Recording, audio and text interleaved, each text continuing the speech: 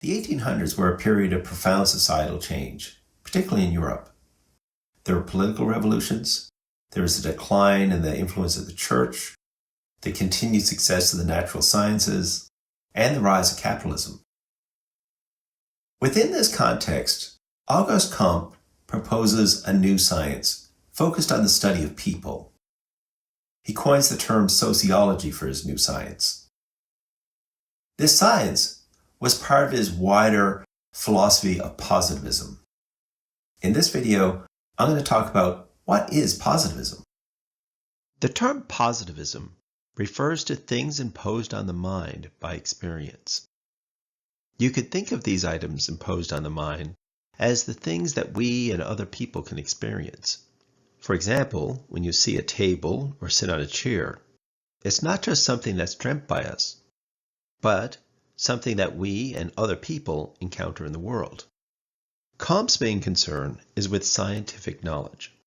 Comte does not think every topic likely can be studied scientifically.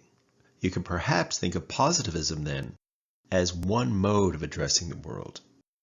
But he sees the scientific positivistic approach as the best way of dealing with many parts of our world. Comte rejects metaphysical claims, church doctrine, introspection, or pure rational speculation as the basis of scientific knowledge. For Comte, scientific knowledge is based only on either observable phenomena, that is, those things imposed on the mind by experience, or derived by logic. That scientific knowledge is based only on either observation or logical deduction is a common view of what science is. For example, the studies that showed a link between cigarette smoking and lung cancer that were discussed in the previous videos were based only on observable data or logical inference. Based only on careful examination of the world and logic, scientific knowledge provides us with, on Comte's view, the most sophisticated and useful understanding of what is happening in the world. As we've seen, carefully tracking and experimenting allowed us to determine the link between cigarette smoking and cancer. This connection was not based on some purely rational conjecture about how lung cancer may occur. It was not a government, philosopher, or priest who just declared there was a link, or a feeling we had. Scientists spent years carefully studying the topic, reporting their findings for potentially everyone, particularly in the scientific community, to read and critique.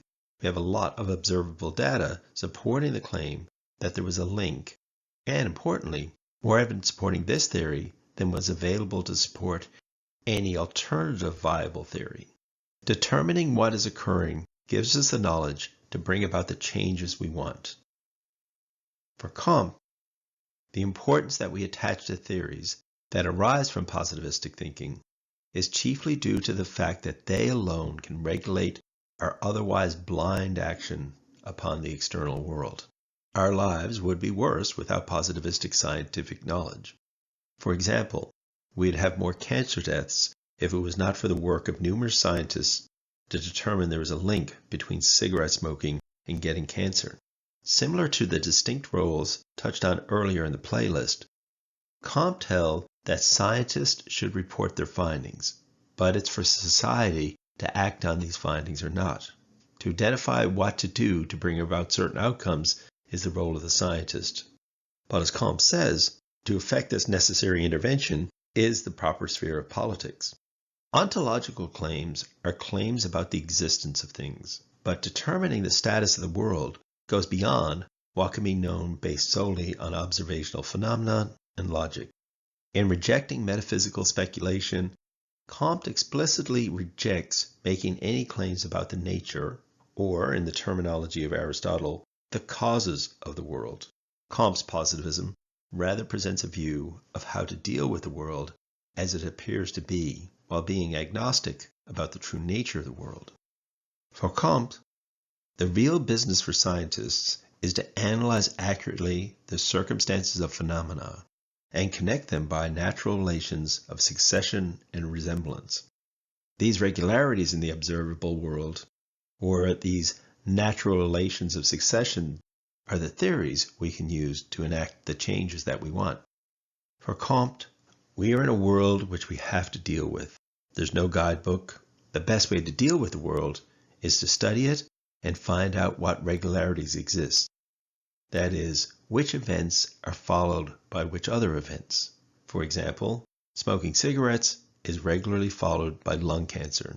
Knowing this regularity, we know what actions to take if we want to reduce the cases of lung cancer.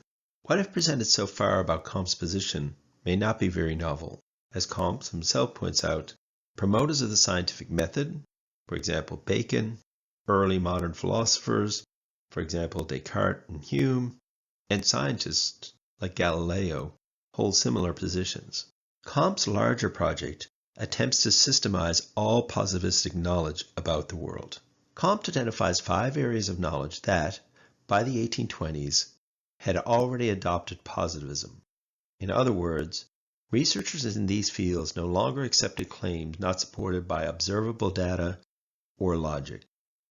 These areas are mathematics, astronomy, physics, chemistry, and biology. Comte proposes that there's another area that's ready to adopt and would benefit from adopting a positivistic approach, the study of society, or sociology. In the next video, I'll look at Comte's positivistic conception of studying the social world. Thanks for watching.